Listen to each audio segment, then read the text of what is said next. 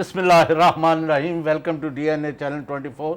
عارف نظامی صاحب کی سربراہی میں ڈی این اے کی ٹیم حاضر ہے اور پاکستان کی سیاست ہم ڈسکس کریں گے اور آغاز کر رہے ہیں پاکستان تحریک انصاف کی آنے والی موومنٹ اور اس کی پارٹی کے اندر جو موومنٹ چل رہی ہے اس کے حوالے سے اور پارٹی کے گراف کے حوالے سے، اور ان تمام سوالوں کے جوابات کے لیے ایک بڑے ہی محترم اور ریلیونٹ پولیٹیشین کو ہم نے ذمہ دی ہے.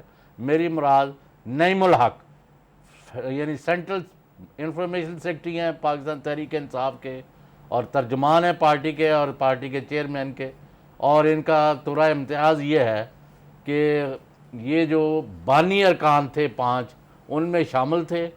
3 ملک چھوڑ گئے، ایک اللہ کو پیارا ہو گئے، اور اب عمران خان اور نعیم الحق جو ہے وہ پاکستان میں بانی ارکان میں یہی 2 موجود ہیں، اور ان کو اعتماد حاصل ہے پارٹی کے چیئرمین کا اور پارٹی کے ساتھ بڑی کمٹمنٹ سے کھڑے ہیں، اور I am very fond of him. Naeem ul Haq صاحب، ویلکم ٹو دی شو. بہت بہت شکریہ آپ کا، آپ نے مدعو کیا مجھے. ہاں جی السلام علیکم نعیم صاحب، یہ بتائیے کہ جی السلام علیکم. السلام علیکم، کیسے ہیں آپ؟ یہ اب جو تحریک کی اب کیا تیاری ہے؟ اس کو تحریک کہا جائے یا احتجاج کہا جائے یا اس کو دھرنا کہا جائے؟ کیسے آپ ڈسکرائب کریں گے جو 7 اگست سے آپ کا قافلہ جو ہے وہ خیبر پختونخوا سے رواں ہو رہا ہے؟ ہاں، ہماری جو حکمت عملی ہے پاناما لیکس اور کرپشن کے خلاف جدوجہد کے حوالے سے وہ اس طرح ہے کہ ایک تو ہم تمام قانونی دروازے کھٹکھٹا رہے ہیں. الیکشن کمیشن اور سپریم کورٹ میں ہم جا رہے ہیں اور ہم سمجھتے ہیں کہ انشاءاللہ وہاں سے ہمیں انصاف ملنا چاہیے. اس کے ساتھ ساتھ حکومت پر دباؤ رکھنے کے لیے ہم احتجاجی پروگرام شروع کر رہے ہیں، اور 7 تاریخ کو انشاءاللہ ہم پشاور سے لے کے راولپنڈی تک ایک ریلی نکالیں گے، ایک جلوس نکالیں گے، جس کا اختتام جو ہے وہ راولپنڈی میں شام کو ہو جائے گا. اور اسی قسم کی ریلیز، اسی قسم کے جو پروگرامز ہیں وہ ہم ہر ہفتے نکالتے رہیں گے تاکہ حکومت کو اندازہ ہو سکے کہ عوام کیا سوچ رہے ہیں، کیا چاہ رہے ہیں، خاص طور پہ ان 2 مسائل کے حوالے سے، پاناما لیکس کے حوالے سے اور اپنے کرپشن کے حوالے سے. اس کے ہم یہ بھی امید کر رہے ہیں کہ ایک ہم نے نیا کیس تیار کیا ہے جو انشاءاللہ ہم سپریم کورٹ میں فائل کر رہے ہیں، نواز شریف صاحب کی اہلیت کے حوالے سے ہے. وہ بہت ہی ایک اہم کیس ہے، اور جیسا کہ آپ جانتے ہیں کہ اب الیکشن کمیشن کے اراکین کا تقرر ہو چکا ہے، اور آج بلکہ انہوں نے ایک پہلی سماعت بھی کی تھی پورے بینچ نے، جس میں ہمارا ایک کیس جو ہمارے ایک امیدوار نے کیپٹن صفدر کی اہلیت کے حوالے سے جو کیس لے کر گئے تھے وہ آج سنا گیا. مگر کیپٹن صفدر کے وکیل نے کہا کہ جی ہماری تیاری نہیں ہے، ہمارے پاس کاغذات نہیں ہے اور ہمیں کچھ مزید وقت چاہیے.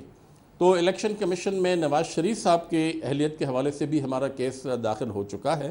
ڈاکٹر یاسمین راشد صاحبہ، جنہوں نے نواز شریف صاحب کے مقابلے میں لاہور سے الیکشن لڑا تھا اور 50,000 سے زیادہ ووٹ لیے تھے، انہوں نے یہ کیس الیکشن کمیشن میں فائل کیا ہے. تو ہم امید رکھتے ہیں کہ الیکشن کمیشن کے 4 اراکین جو اب آ چکے ہیں، اپنے کام پر شروع کر دیا ہے، وہ بہت جلد اس کیس کو بھی سنیں گے.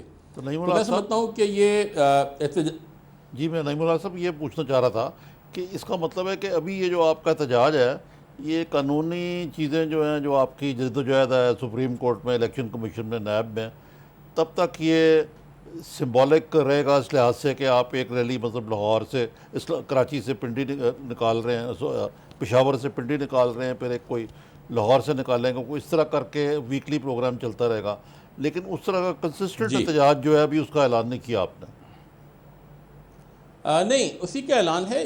یہ ہمارے احتجاج کا یہ ایک پہلا مرحلہ ہے، اور ہم دیکھیں گے کہ حکومت کا رویہ کیا سامنے آتا ہے، حکومت کا رد عمل کیا سامنے آتا ہے، کیا حکومت کی مزاحمت جو ہے وہ اور زیادہ طول پکڑتی ہے، اور اس کے مطابق ہم اپنے احتجاج کا جو دباؤ ہے اس کو بڑھاتے چلے جائیں گے.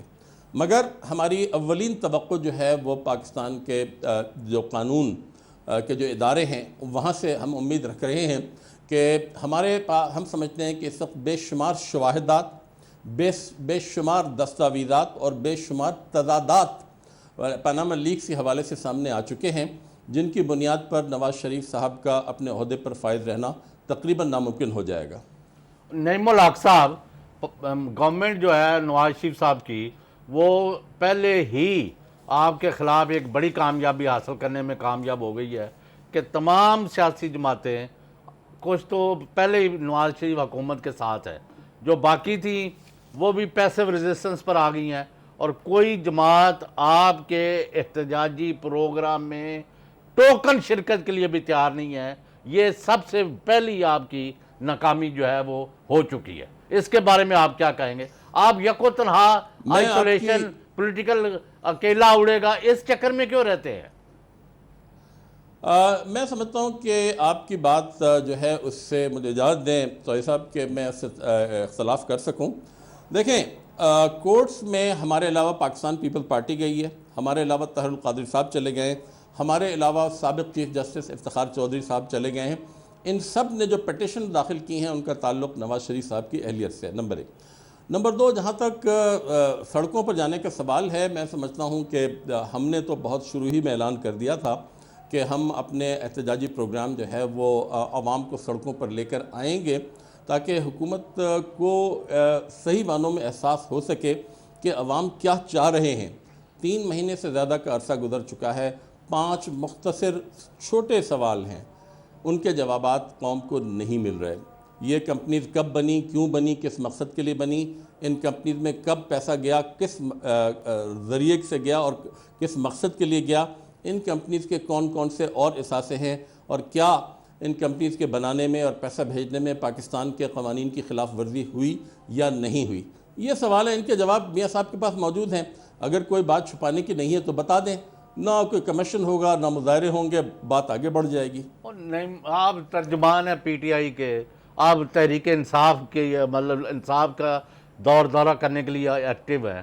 جب ایک خاندان اور اس کے سربراہ میاں محمد نواز شریف یہ کہیں ہم نے حق حلال سے پیسے کمائے، خواہ بلینز ہیں، خواہ پاکستان میں رکھے ہیں یا باہر رکھے ہیں، تو نعیم الحق یا غلام حسین یا عمران خان کو کیا مروڑ اٹھ رہے ہیں؟ غلام حسین صاحب لیکن یہ تو ایک مسئلہ ہے نا، ان کو عدالت میں بھی تو ثابت کرنا ہے نا میاں صاحب کو جی کہ یہ جو ہیں یہ واقعی جیسے آپ کہہ رہے ہیں حق حلال کی ہے یا کو انڈکلیئرڈ انکم ہے۔ آپ کے پاس نہیں ہے پیسہ تو اب ان کا کیا قصور ہے؟ ہاں یہ تو اپنی جگہ پہ ٹھیک کیوں ہے۔ جی نعیم صاحب، تمہیں اگر اتنا پیسہ نہیں ملیا یا تسی نہیں کمایا تو پھر انہوں نے پیچھے کیوں پے ہو؟ دیکھیں اگر آپ نواز شریف صاحب کی 3-4 تقاریر کا مطالعہ کریں، ان کو غور سے دیکھیں جو انہوں نے قوم سے خطاب کرتے ہوئے کی تھیں، اس میں بے شمار تضادات نظر آئیں گے۔ قوم کو پہلی دفعہ پتہ چلا کہ سن 70 کے عشرے میں میاں صاحب کے والد صاحب جو تھے وہ دبئی جا کے انہوں نے فیکٹری لگائی یا مل لگائی، وہ پیسہ کہاں سے؟ وہ کبھی یعنی خورشید شاہ صاحب نے اسمبلی میں کھڑے ہو کے کہا اس کے بعد کہ یہ 7 سوال ہم نے پوچھے تھے، یہاں تو 70 سوال نئے سامنے آ گئے ہیں۔ تو نواز شریف صاحب کی جو تقاریر ہیں، ان کے صاحبزادے اور ان کی جو دونوں صاحبزادے ہیں اور ان کی صاحبزادی کے جو مختلف بیانات ہیں ٹیلی ویژن پر، ان میں اتنا بڑا تضاد ہے کہ معلوم ہوتا ہے کہ کچھ چیزیں چھپائی جا رہی ہیں۔ تو میں سمجھتا ہوں کہ قوم کو اس حوالے سے زیادہ بیوقوف نہیں بنایا جا سکتا۔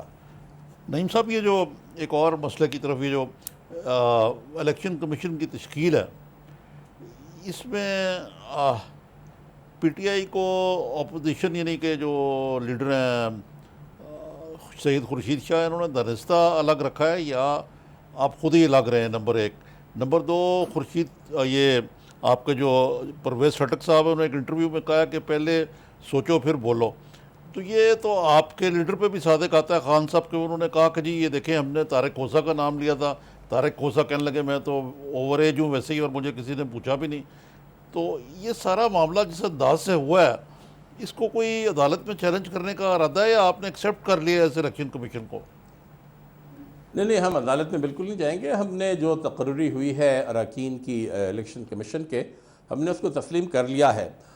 ہمارا اصل میں ہوا یہ تھا نظامی صاحب کہ شاہ محمود قریشی صاحب کو ذمہ داری دی گئی تھی، اتفاق سے وہ ملک سے باہر امریکہ میں ہیں، وہ تمام حقائق یا جو ان کی جو گفت و شنید ہوئی ہے یا ہوئی تھی خورشید شاہ صاحب سے اس حوالے سے، اس پر یعنی اس کی تفصیلات میرے پاس نہیں ہیں، مگر ہم الیکشن کمیشن کے 4 اراکین کے تقرری جو ہوئی ہے اس کو تسلیم کرتے ہیں، اور ہم امید کرتے ہیں کہ وہ اپنے فرائض پچھلے بورڈ سے، پچھلے جو اراکین تھے ان سے زیادہ بہتر اور صاف اور شفاف طریقے سے انجام دیں گے۔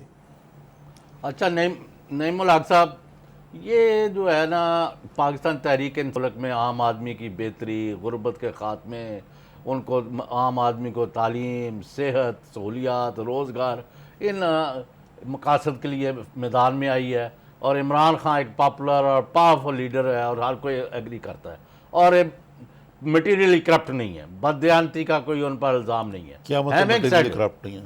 میں نے کہنا تھا جو کہہ دیا.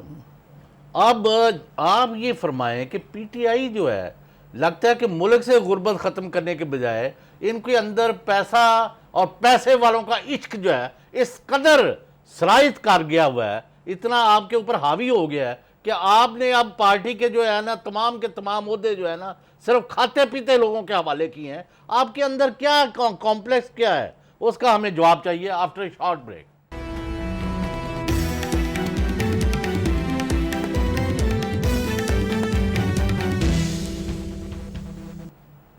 Welcome back. نعیم الحق صاحب، یہ اور کوئی امیر لوگ چاہیے، کوئی دوسرے ہم بھیجیں آپ کے پاس، ان کو عہدے دے دیں؟ نہیں، آپ یہ سوال کر رہے ہیں نا نعیم صاحب، یہ ایکچولی یہ کہنا چاہ رہے ہیں کہ پارٹی پہ آپ کی ان لوگوں کا قبضہ ہو گیا جن کو آپ کے کرٹکس کہتے ہیں کہ وہ سٹیٹس کو P T I Q group کا. یہ کہاں تک یہ الزام درست ہے جو سٹیٹس کو کے حق میں لوگ اور جو چینج چاہتے ہی نہیں ہیں؟ نظامی صاحب، میں اس الزام کو مکمل طور پر رد کرنا چاہتا ہوں. میں سمجھتا ہوں کہ اس میں کوئی حقیقت نہیں ہے. یہ اتفاقیہ ہے کہ ہمارے جو مرکز کے جو قائدین ہیں اس میں سے چند قائدین اللہ کے فضل سے کافی پیسے والے لوگ ہیں، اور مگر اکثریت جو ہے وہ کروڑ پتیوں اور ارب پتیوں کی نہیں ہے. سینئر لیڈرشپ اگر آپ ہماری جو ٹاپ کے 10-15 لوگ اٹھا کے دیکھیں تو میں چیلنج کرتا ہوں کسی کو بھی کہ وہ بتائیں کہ 3-4 کے علاوہ اور لوگ جو ہیں ان کے کتنے اثاثے ہیں، کتنے پیسے ہیں، اور وہ میں ان کو اس کیٹیگری میں نہیں سمجھتا جس کی طرف آپ اشارہ کر رہے ہیں. نمبر 1. نمبر 2، عمران خان صاحب میرے 33 سالہ پرانے دوست ہیں، اور میں بالکل یعنی یقین مانیے میں بالکل صاف جو بات کر رہا ہوں وہ یہ ہے کہ ان کے دل میں جو غریبوں کا درد ہے میں نے آج تک پاکستان کے کسی اور لیڈر میں نہیں دیکھا. اور انشاءاللہ تعالی جب تحریک انصاف کو موقع ملے گا تو ہم اس ملک میں آ کر غربت اور امارت اس کے درمیان جو فرق ہے اس کو بڑی حد تک بلکہ تقریباً ختم ہی کر دیں گے. کیونکہ ہم سمجھتے ہیں کہ پچھلے آزادی کے وقت سے اب تک حکمران طبقے نے ایک ایسا معاشرہ تشکیل دیا ہے جس میں امیروں کے حقوق کا تحفظ تو نظر آتا ہے، غریبوں کے لیے کچھ نظر نہیں آتا. اس وقت پاکستان میں قانون کی حکمرانی نہیں ہے، اس وقت پاکستان میں حکمرانوں کا قانون چل رہا ہے. ان کو جو مراعات حاصل ہے ہمارے معاشرے میں، غریب اس کا سوچ بھی نہیں سکتا. یہی وہ چیز ہے جس کے خلاف ہماری جنگ ہے، اور انشاءاللہ اس جنگ میں ہمیں فتح حاصل ہوگی. اچھا نعیم صاحب، یہ جو پارٹی کی آرگنائزیشن ہوئی ہے اس میں بعض نام سے تو میں بڑا حیران ہوا ہوں. مثلاً یہ ہے کہ ساؤتھ پنجاب کے لیے جہاں کوئی 52 سیٹیں ہیں، آپ نے ہمارے محترم دوست اسحاق حقانی صاحب کو مقرر کیا ہے، لیکن اسحاق حقانی صاحب تو اپنا حلقہ تو جیت نہیں سکے، تو وہ وہاں آپ کو 52 سیٹیں کس طرح دلائیں گے؟ یہ میری کوئی سمجھ سے بالا تر ہے. وہ تو جہانگیر ترین نے لگوایا ان کو.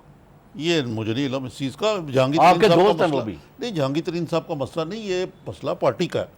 وہ پارٹی کا مسئلہ. میں تو کہہ رہا ہوں انہوں نے پارٹی کا جو خمیر ہے، ضمیر ہے، جو اس کی اصل بیس ہے، روح ہے. اب کون سا عہدیدار ہے جی جو غریب ہے یا متوسط ہے یا کمٹمنٹ ہے سوائے آپ کے؟ غلام حسین صاحب، ان کا تو حال یہ تھا کہ ان کو لوکل باڈیز کے لیے کینڈیڈیٹ نہیں مل رہے تھے وہاں. جی سر. نظامی صاحب، آپ اگر یہ سمجھتے ہیں کہ خاکمانی صاحب کی ذمہ داری یہ ہے کہ وہ پارٹی کو جنوبی پنجاب میں الیکشن جتوائیں اور کوئی ذمہ داری نہیں ہے، تو یہ آپ کی غلط فہمی ہے. ہمارے جنوبی پنجاب میں ہمارے بڑے بڑے قائدین موجود ہیں. شاہ محمود قریشی صاحب ہیں، جہانگیر ترین صاحب ہیں، اور بھی بڑے قائدین ہیں. اسحاق حقانی صاحب ایک بہت ہی سینئر پارٹی کے رہنما ہیں. ان کا بڑا وسیع تجربہ ہے، ان کے تعلقات ہیں، ان کے انتظامی امور پر ان کو دسترس حاصل ہے. یہ وہ تمام چیزیں. اس کے علاوہ ہمارے ہزاروں لاکھوں ورکرز ہیں، مڈل لیول کے، لوور لیول کے ہمارے قائدین بھی موجود ہیں. یہ سب مل کر پارٹی کے لیے کام کریں گے. اگر کوئی یہ سمجھتا ہے کہ صرف جو ہیڈ ہے وہ اکیلے ہی سارے مار کے فتح کر لے گا تو یہ غلط فہمی ہے. تو میں سمجھتا ہوں اس کا تجزیہ بہتر طریقے سے کرنے کی ضرورت ہے. اسحاق حقانی صاحب کا جو فیصلہ ہے وہ عمران خان صاحب نے خود کیا اور پارٹی نے اس کو مکمل طور پہ تسلیم کیا, اور آپ دیکھیں گے کہ انشاءاللہ جنوب میں سب کے تعاون کے ساتھ یہ تو میں نے آپ کو ایک مثال دی ہے, انجام دیں گے. میں نے مثال دی ہے حضور. ایسے لگتا ہے بعض اوقات کہ پی ٹی آئی ایک پیسنجر ٹرین ہے جس میں سیاسی مسافر سوار ہوئے ہیں. تو پی ٹی آئی کی جو ایک جو غلام حسین صاحب نے کہا نا جو روح ہے, اس کا مسئلہ یہ ہے کہ ٹھیک ہے آپ نے میرے بڑے محترم دوست ہیں اسحاق حقانی صاحب, لیکن پھر ان کا رول کیا ہے جو. اور پھر دوسری بات یہ ہے کہ چودھری سرور کو آپ بڑے طلاق سے لائے تھے, ایک بڑے بااصول آدمی تھے, وہ بالکل ہی غائب ہو گئے ہیں آپ کی پارٹی سے. چودھری سرور صاحب تشریف لا رہے ہیں, چند دنوں میں آ جائیں گے, اور ان کو ہم ایک انشاءاللہ ایک اہم ذمہ داری کے لیے ہم ان کو تیار کر رہے ہیں. جی, اور یہ جو الیکشن ہے آپ کے جو 2018 تک آپ نے مؤخر کر دیے پارٹی کے, یہ نومینیشن سے کام چلے گا آئندہ عام انتخابات کے بعد تک؟ نہیں نظامی صاحب, آپ کو غلط فہمی ہے. ہم نے 2018 تک الیکشن مؤخر کہیں بھی نہیں کیے ہیں. ہم سمجھتے ہیں کہ اگر حالات بہتر ہوئے اور سازگار ہوئے تو ہو سکتا ہے ہم الیکشن 6 مہینے میں کروا دیں. اس کا کوئی تعین نہیں کیا گیا ہے. یہ ملک کے جو سیاسی صورتحال ہے اس پر اس کا انحصار ہے. عمران خان صاحب نے یہ کہا ہے کہ فی الحال آج کل کی سیاسی صورتحال کو سامنے رکھتے ہوئے ہم پارٹی میں انتخابات نہیں کرا سکتے, مگر 2018 کی بات نہیں ہوئی ہے. اچھا, یہ نعیم الحق صاحب یہ بالکل پرسنل بھی ہے, پولیٹیکل بھی ہے, نیشنل بھی ہے, ذاتی, جو مرضی سمجھ لے. آپ نے 33 سال میں عمران خان میں کیا دیکھا ہے جو ان کی قیادت میں آج تک ان کا جھنڈا اٹھا کے پھر رہے ہیں؟ وائی ڈو یو پریفر ہم اوور ادرس؟ دیکھیں, میں سیاست میں اس سے پہلے بھی تھا. میں تحریک استقلال میں کئی سال رہ چکا ہوں. میں نے سن 88 میں کراچی سے قومی اسمبلی کا انتخاب بھی لڑا تھا. اس وقت تحریک انصاف کا قیام عمل میں نہیں آیا تھا. وہ بھی ایک دور تھا, وہ ایک مختلف دور تھا. نعیم الحق کا ہمارے قبیلے سے بھی تعلق ہے, یہ پروگرام بھی کرتے رہے ٹی وی پہ. ہاں جی, انڈس ٹی وی پہ. جی بالکل, مگر میرا شعبہ ہمیشہ سے بینکنگ رہا. بینکنگ میں بھی رہے ہیں. ہاں, وہ تو اس سے پہلے کی بات ہے. بینکنگ ہی میں رہا اور 18 سال میں باہر رہا. I am a professional banker and corporate executive. مگر سیاست میں تحریک انصاف سے پہلے بھی تھا, اور کئی سال میں نے تحریک استقلال میں سن 80 کے عشرے میں گزارے ہیں. اچھا, یہ why did you join Imran Khan? Imran Khan, دیکھیں اس وقت پاکستان میں بڑی بڑی پارٹی تھیں. 2 بڑے وزرائے اعظم تھے سابق جب ہم نے سن 96 میں پارٹی بنائی. عمران خان صاحب کئی سال سے یہ سوچ رہے تھے, اور جب خاص طور پہ جب انہوں نے شوکت خانم کے لیے چندہ جمع کرنا شروع کیا اور پورے پاکستان میں گھومے, اور انہیں پاکستان کے عوام کی غربت اور وہ حالت نظر آئی جس پر ان کا دل بڑا دکھا. اور مجھے یاد ہے انہوں نے مجھ سے کہا کہ یار صرف سوشل ورک سے پاکستان کی حالت ٹھیک نہیں ہوگی, صرف ہسپتال بنانے سے نہیں ہوگی. سیاست میں ہمیں آنا پڑے گا, ایک نئے نظام کے لیے ہمیں جد و جہد کرنی پڑے گی جس میں غریبوں کے لیے, پاکستان کے جو پسا ہوا طبقہ ہے اس کے لیے ہم کچھ کر سکیں. یہ وہ سوچ تھی جس کے لیے میں نے عمران خان کو ساتھ دیا, اور میں ذاتی طور پہ کیونکہ نعیم صاحب وہ تو مجھے علم ہے کہ آپ پی ٹی آئی بعد میں بنی, آپ کے پہلے کے دوست تھے وہ, یہ بات تو ٹھیک ہے آپ کی. یہ بلاول بھٹو صاحب کا خواب کہ وہ ایک ہی ٹرک میں عمران خان کے ساتھ سوار ہو کے تحریک چلائیں گے, اب تو مجھے کوئی شرمندہ تعبیر ہوتا ہوا نظر نہیں آ رہا. عمران خان صاحب نے جو کہا تھا ٹیلی ویژن کے, وہ یہ کہا تھا جب سوال پوچھا گیا کہ کیا آپ بلاول بھٹو صاحب کو اپنے ساتھ اس تحریک میں شامل کر سکتے ہیں, کیا وہ آپ کے ساتھ ٹرک پہ کھڑے ہوں گے؟ عمران خان صاحب نے کہا ہاں کیوں نہیں, کرپشن کے خلاف جو تحریک ہے اس میں اگر وہ آئیں گے تو ہم اس کو ویلکم کریں گے. اچھا, یہ بتائیے کہ یہ پی ٹی آئی پہ جو دھرنا تھا اس ایکسپیرینس میں آپ کے طاہر القادری صاحب کے ساتھ بھی تال میل تھا, اس کے بعد وہ اپنا بوریا بستر اٹھا کے چلے گئے تھے. کیا اس موقع پہ ان سے کوئی کسی قسم کی کوارڈینیشن ہے کہ وہ بھی آپ کی جدوجہد میں شامل ہوں؟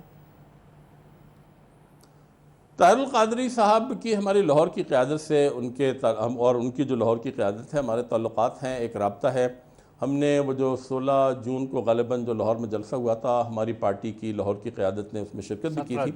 ہمارا ان سے رابطہ ضرور قائم ہے, مگر عمران خان صاحب کی اور طاہر القادری صاحب کی کوئی گفتگو یا ملاقات کافی عرصے سے نہیں ہوئی ہے. اچھا نعیم صاحب، آخری سوال میں کرنا چاہوں گا آپ سے کہ یہ اب بھی کوئی تیسرے امپائر کی انگلی اٹھنے کا کوئی انتظار ہوگا یا نہیں ہوگا اس دفعہ؟ اگر آپ اجازت دیں نظامی صاحب تو میں کہوں کہ تیسرا امپائر جو میری مراد ہے اور جو ہماری مراد رہی ہے وہ ہے پاکستان کے عوام. جب پاکستان کے عوام چاہیں گے وہ اس ملک کی تقدیر بدل سکتے ہیں، تو کسی بھی فیصلے پر اثر انداز ہو سکتے ہیں. اور اگر وہ کسی بھی جماعت کے ساتھ یا کسی بھی قائد کے ساتھ وہ کسی بھی تبدیلی کے حق میں ہیں اور اس کے ساتھ ہیں، تو یہ عوام کی انگلی اٹھ سکتی ہے، وہ کسی وقت بھی اٹھ سکتی ہے. چلیں، thank you for your time Naeem ul Haq Naeem صاحب بہت بہت شکریہ، بڑے لیکن کافی جو چیزوں پہ کلیئرٹی پیدا ہوئی پارٹی ہے. کو غریبوں اور متوسط مڈل کلاس کے لوگوں سے جو ان کو ڈنڈے مار مار کے نکال رہے ہیں، اس پہلو کو آپ ذرا اس پر غور کریں. Thank you for your time. Nizami صاحب یہ کیا کہیں گے جب اسٹیٹس کو کی فورسز کو اپنے ارد گرد جمع کر کے بیٹھ گئے ہیں؟ اس کا آپ سے جواب چاہیے آفٹر شارٹ بریک.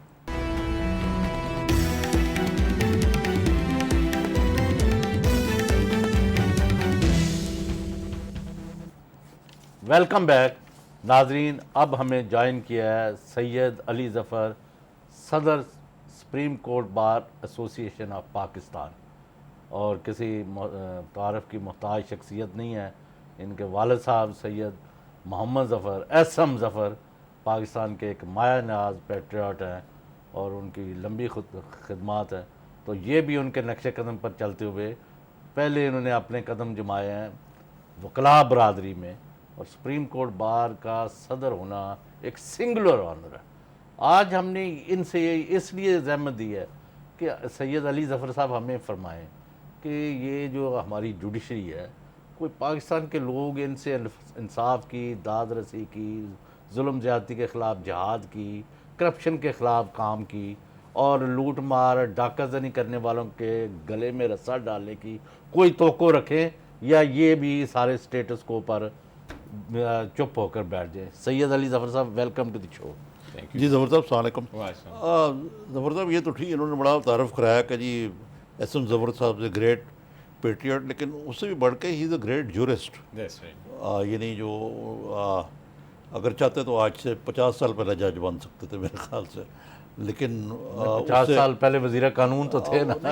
اس سے بہتر انہوں نے اسٹیٹس بھی اور اپنی قابلیت کے ذریعے وہ بھی رہے نا بار دے صدر، اور ماشاءاللہ یہ ان کے نقش قدم پر ہے.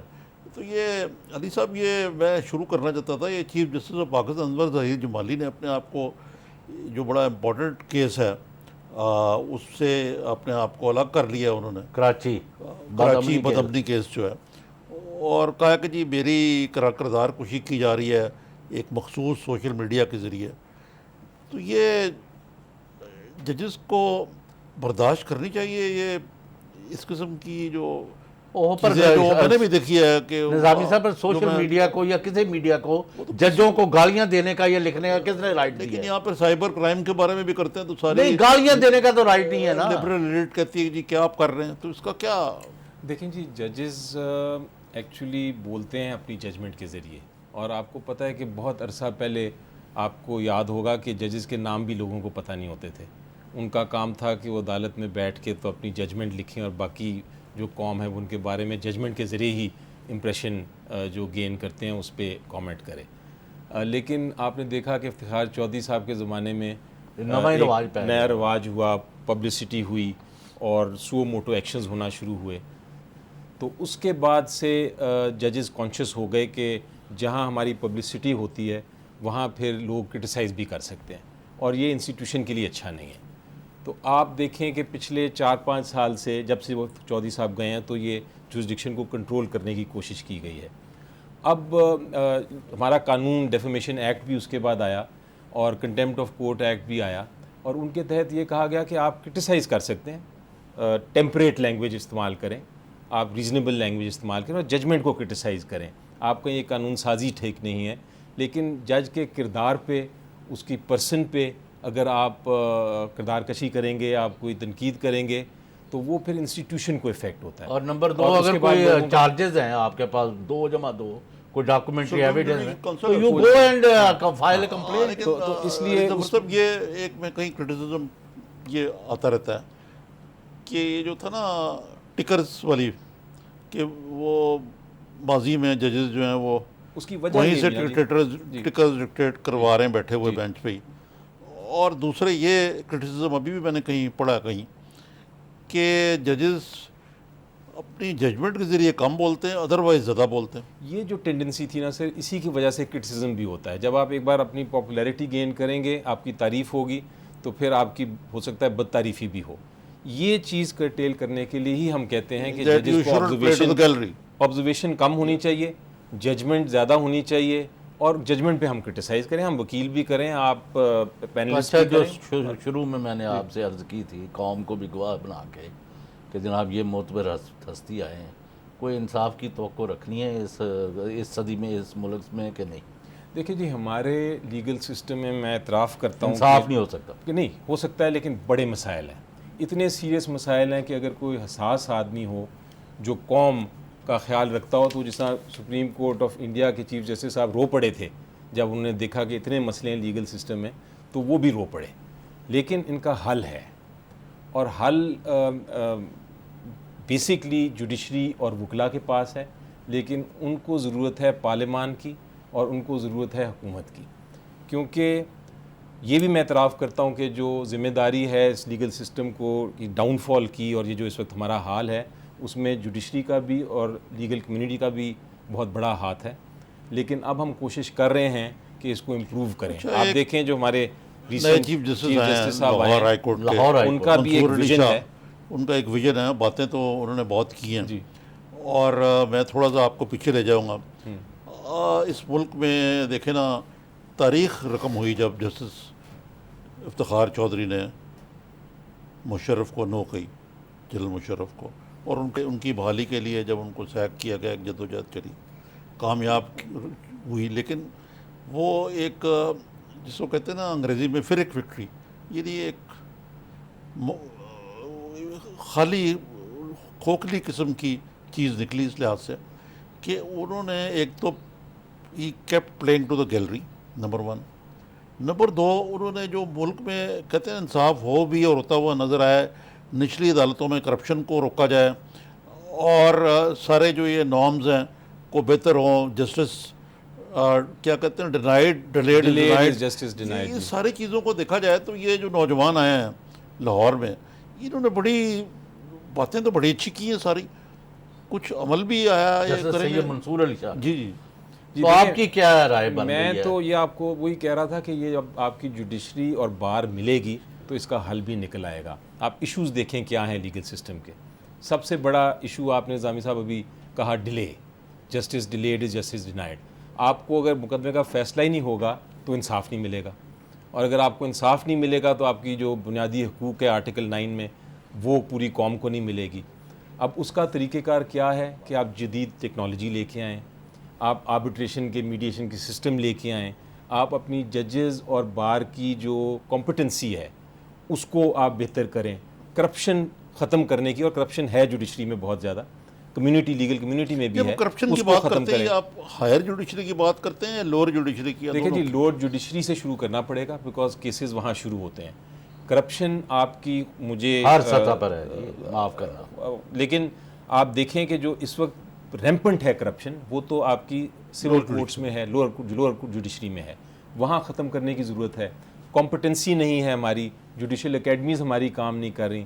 ہماری اپنی وکلا کی جو ایجوکیشنل بیک گراؤنڈ ہے، جو لیکن یہ chief universities justice Lahore high court کیا کرنا چاہتے ہیں سید وہ یہی منصور کر علی رہے ہیں شاہ؟ نا. وہ سب سے پہلے انہوں نے کہا ہے کہ کیس مینجمنٹ کو میں ٹھیک کروں گا. کیس مینجمنٹ کا مطلب ہے کہ جو ڈیلے ہے اس کو کس طرح ہم نے ریفارم کرنا ہے، اس کو کس طرح پروسیجر کو آگے تیز چلانا ہے. انہوں نے کہا میں کرپشن ختم کروں گا. انہوں نے ہماری مدد مانگی ہے. انہوں نے کہا کہ کرپشن ختم کرنے کے لیے سب سے ضروری ہے کہ وکیل پوائنٹ آؤٹ کرے. ہم خود بھی اپنے آپ کو ٹھیک کریں اور پوائنٹ آؤٹ بھی کریں کہ یہ جج کرپٹ ہے، یہ کرپٹ نہیں ہے، تاکہ اس کی صفائی ہو سکے. نہیں، اب ان کو پتہ نہیں، یہ بھی ایک بڑا خبط ہو گیا، معاف کرنا، کہ زیادہ ڈسپوزل کر رہے ہیں. بھائی ڈسپوزل تو آپ زیادہ کریں. یہ ایک میں آپ کو بالکل ایکسپیرینس سے بات کر رہا ہوں. وہ جج وکیل آیا نہیں ہے، اس کی حاضری لگا دی ہے اور فیصلہ یک طرفہ خلاف کر نہیں، دیا. یہ میں غلام حسن صاحب ان سے پوچھنے لگا تھا کہ ہم سارا زور دیتے ہیں جوڈیشری پہ.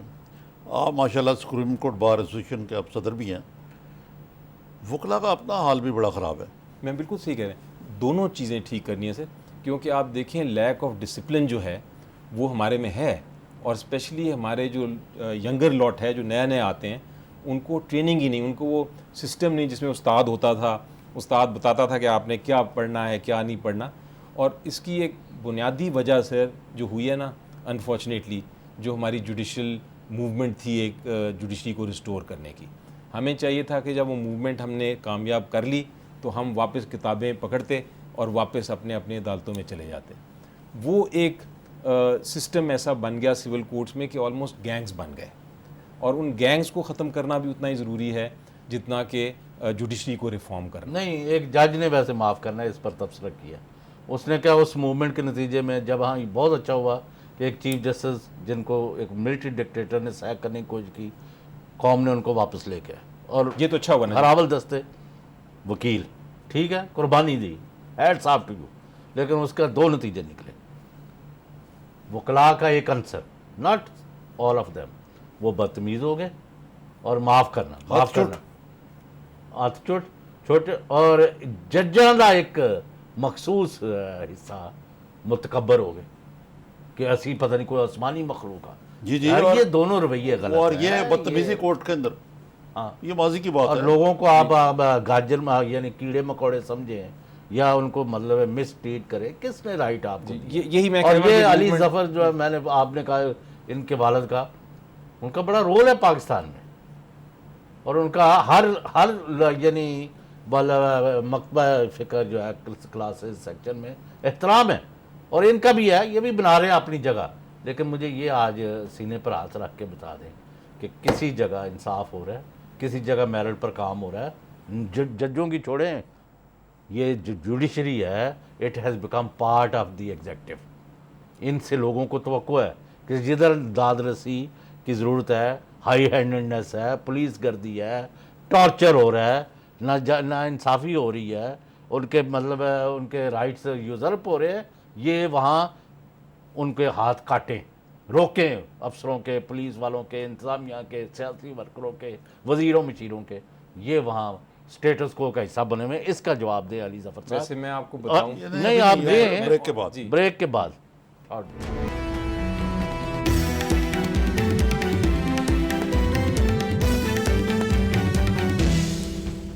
ویلکم بیک علی ظفر صاحب. ابھی ایک معمولی سا واقعہ تھا، یہ اغوا ہوئے ہیں بچے، ہوتے جا رہے ہیں سینکڑوں کی تعداد. اب ایکٹنگ چیف جسٹس نے صبح موٹر نوٹس لیا، تو یہ تو کلیکٹیو گڈ کے لیے جو ہے ثاقب نثار نے کیا ہے، باقیوں کو بھی کرنا چاہیے. دیکھیں یہ جو ہے ایکشن کڈنیپنگ کا، یہ تو بالکل این آرٹیکل 184(3) کے اندر آتا ہے، کیونکہ یہ فنڈامنٹل رائٹ کا ایشو ہے، یہ بنیادی حقوق کا ایشو ہے، یہ بچوں کی رائٹس کا ایشو ہے، یہ پوری سوسائٹی پہ ایفیکٹ ہوتا ہے. اور اس کا پتہ نہیں کڈنیپنگ کا پیچھے کیا ہے، بیکاز جس طرح یہ ایک سسٹمیٹک ہو رہی ہے، ہو سکتا ہے یہ ٹیررزم کے لیے استعمال کیا جا رہا ہو، ان کی کوئی اسٹریٹجی ہو. تو اس پہ ایکشن لینا حکومت کو پہلے چاہیے تھا. حکومت تو بالکل یہ جوڈیشری جو ہے یہ سٹیٹس کو کا حصہ ہے، حالات کو جوں کا توں رکھنے پر یقین رکھتی ہے. بالکل نہیں، میرا خیال ہے آپ جو میں نے پہلے کہا، جی آپ نے جو پہلے کہا اس سے میں with due respect disagree کرتا ہوں. آپ بہت سارے ایگزامپلز ہیں جہاں ہماری جوڈیشری نے اسٹیبلشمنٹ کے خلاف، ہماری جوڈیشری نے ایکشن لیا ہے اگینسٹ دا گورنمنٹ، ہماری جوڈیشری نے ایکشن لیا ہے اگینسٹ مینی تھنگ. مسئلہ پتہ ہے کیا ہے؟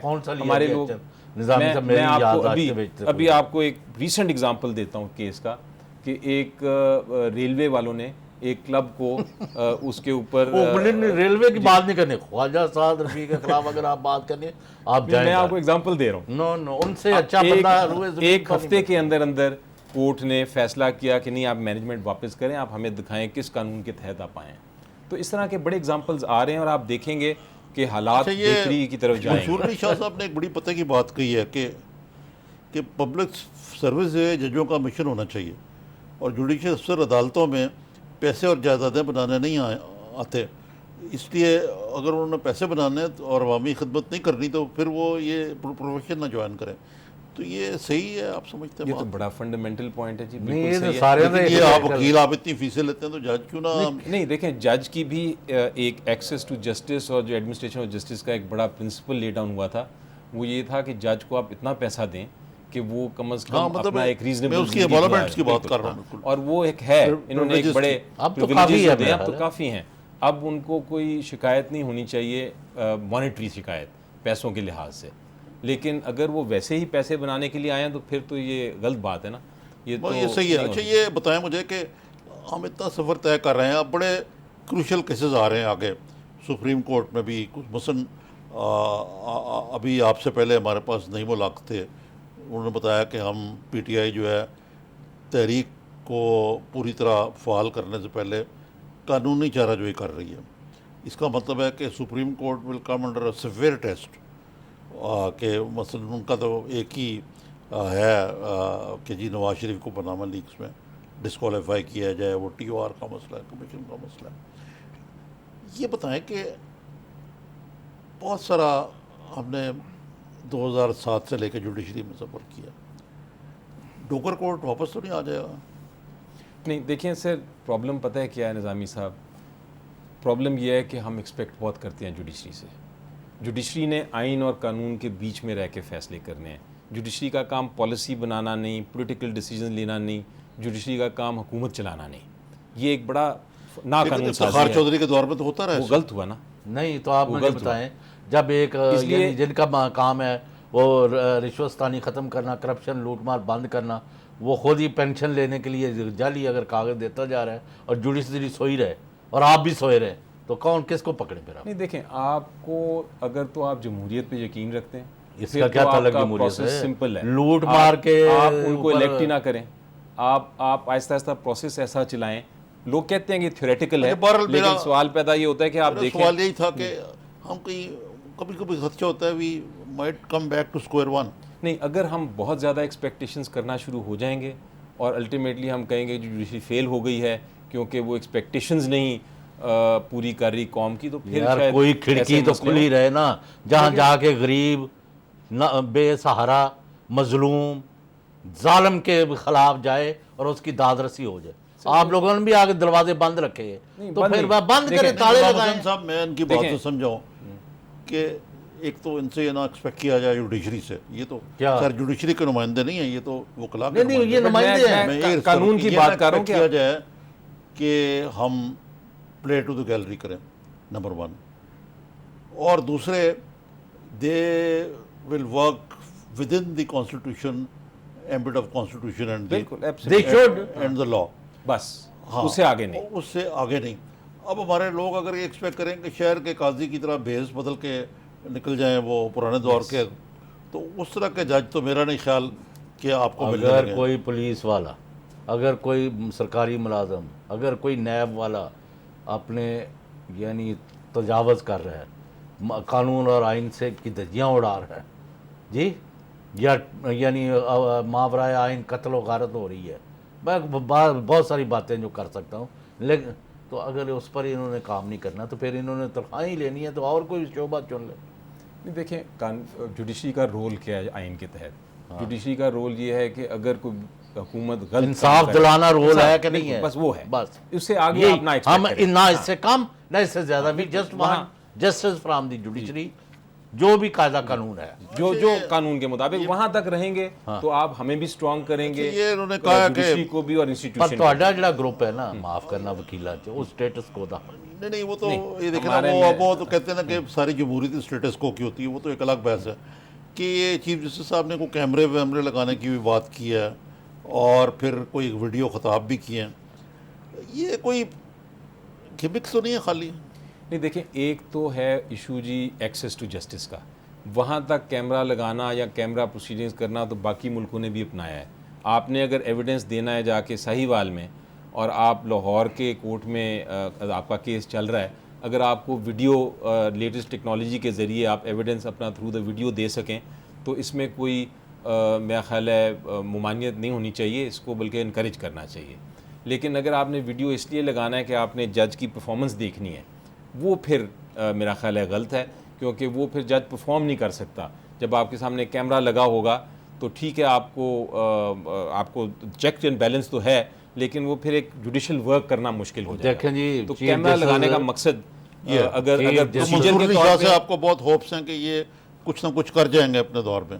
جی یہ کتنے عرصے کے لیے آپ یہ تو ڈیپینڈ کرتا ہے جی کہ سپریم ویکنسی کورٹ کیا میں ہوتی ہے سپریم کال کورٹ کر میں، لیتے ہیں۔ کیونکہ آپ کو پتہ ہے ہمارا کیس ایک ہے الجہاد کا، جس میں یہ فیصلہ ہوا ہے کہ جو سینئر موسٹ جج ہوگا کیا کہتے ہیں لیجٹیمیٹ ایکسپیکٹنسی جو ہے کہ وہی سپریم کورٹ جائے Senior گا، most جو جائے گا۔ سو اس لیے جب بھی ویکنسی ہوگی تو نیکسٹ آپ دیکھیں نا، کبھی 2 مہینے رہ جاتے ہیں، کبھی 2 سال رہ جاتے ہیں، ڈیپینڈ کرتا ہے۔ علی ظفر صاحب، اگر تو chief justice Lahore high court Syed Mansoor Ali Shah یعنی غریب کی مظلوم کی داد رسی کے لیے کچھ اقدامات کرتے ہیں، کرپشن ختم کرنے کے لیے اقدامات کرتے ہیں، اور ڈیلے یعنی جو 50 سال سے لٹکے ہوئے ہیں کیس، یعنی کچھ جواز ہے، ان کو ختم کرتے ہیں، لیکن اس کے اندر انڈیسنٹ ہیس کا شکار کر کے جج مس کیریج آف جسٹس نہ کریں تو ہم آپ کے ساتھ ہیں اور ان کو بھی سلوٹ پیش کرتے ہیں، لیکن ہمیں رزلٹ چاہیے، آپ بات کرتے ہیں انڈسٹنٹ سائٹ کی، میرا اپنا کیس ہے وہ نیشن والا، تو ایک کس مرضی دعا تاریخیں پڑتی رہتی ہیں، میں کیا کرتا ہوں، میں تو بے بس ہو میں گیا۔ میرے وہ وکیل کبھی ادھر ہو جاتا ہے کبھی ادھر ہو جاتا ہے ان کا۔ یہی مسئلہ ہے جی ڈیلے کا، اسی لیے تو وہ روئے تھے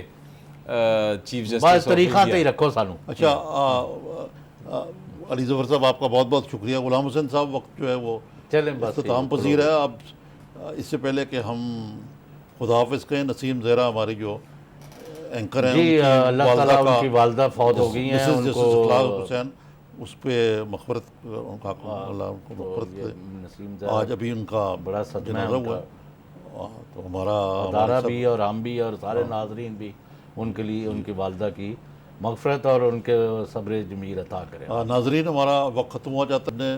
علی ظفر صاحب سے، جو سپریم کورٹ بار ایسوسیشن کے صدر ہیں، ان سے بات چیت کی کہ ملک میں جوڈیشل سسٹم کس طرح بہتر ہو سکتا ہے، اور بالخصوص جو ایک نوجوان منصور علی شاہ صاحب لاہور ہائی کورٹ کے چیف جسٹس ہیں، انہوں نے یہ بیڑا اٹھایا کہ جوڈیشری کو ریفارم کریں، تو ان کا خیال ہے کہ واقعی ان میں سپارک ہے۔ اس سے پہلے ہم نے پی ٹی آئی کے جنرل سیکرٹری انفارمیشن سیکرٹری نعیم الحق سے گفتگو کی۔ وہ پر امید ہیں کہ عمران خان کی تحریک جو ہے وہ کسی بننے لگے گی، لیکن ان کی باتوں سے یہ بات واضح ہوئی کہ اس دفعہ ذمہ داری کے ساتھ تحریک چلائی جائے گی اور ملک کے اندر کوئی نفسہ نفسی کیفیت پیدا ہونے نہیں دی جائے گی۔ آپ کا بہت بہت شکریہ۔ آئندہ ہفتے آپ سے پھر ملاقات ہوگی۔ خدا حافظ۔